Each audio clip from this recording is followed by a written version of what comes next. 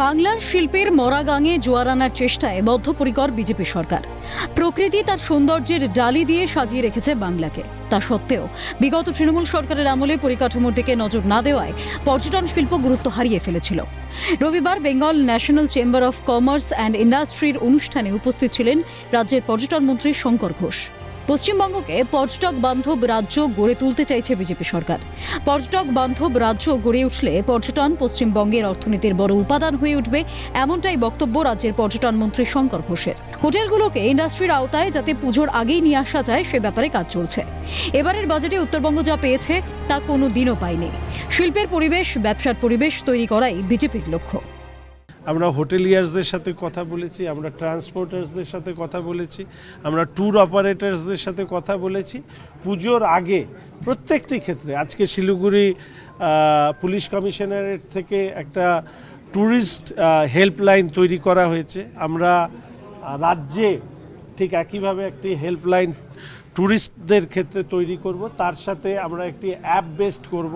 সেই app based সেই অ্যাপের মধ্যে দিয়ে যারা পশ্চিমবঙ্গে ঘুরতে আসবেন তারা সরকারের সাথে নথিভুক্ত, সে হোটেলিয়ার্স হোক, ট্যুর অপারেটার্স হোক, হোমস্টে ওনার্স হোক, ট্রান্সপোর্টার হোক, তাদের লিস্ট পেয়ে যাবে এলাকা বেসড। তৃণমূল আমলে যেসব বিজনেস সামিট হতো তা আসলে ছিল ভাউতাবাজি। রাজ্যে কোনো বিনিয়োগ হয়নি। এমনকি তৃণমূল আমলে 2023 সালের নভেম্বর মাসের বিজনেস সামিটে হোটেলগুলিকে ইন্ডাস্ট্রির আওতায় নিয়ে আসার কথা বলা হলেও তা কার্যকর হয়নি, এমনটাই দাবি ব্যবসায়ীদের। ন্যাচারাল রিসোর্সেস প্রচুর রয়েছে কালিম্পংয়ের এবং মিরিকে, এবং আমরা আশাবাদী যে এটা বিজনেস শিফট হবে না, বরঞ্চ বিজনেসটা গ্রো করবে, রেভিনিউ স্ট্রাকচার আরও বাড়বে ট্যুরিজমের ক্ষেত্রে। দাদা, আজকে পর্যটনমন্ত্রী যেটা বললেন সেটা হচ্ছে যে পুজোর আগেই যাতে হোটেল যেটা আছে সেটাকে ইন্ডাস্ট্রির আওতায় নিয়ে আসা হবে। বিগত সরকার 2023 সালে ফলাও করে প্রচার করে এইটা ঘোষণা করেছিল। 2023 সালের নভেম্বর মাসে সেটা গ্যাজেটও প্রকাশ করে, কিন্তু ওনারা গ্যাজেট প্রকাশ করার পরেও যে ইন্ডাস্ট্রির তকমাটা দেওয়ার পরে যে ফেসিলিটিসগুলো দেওয়া উচিত সেই ফেসিলিটিসগুলো দেওয়া শুরুই করেনি।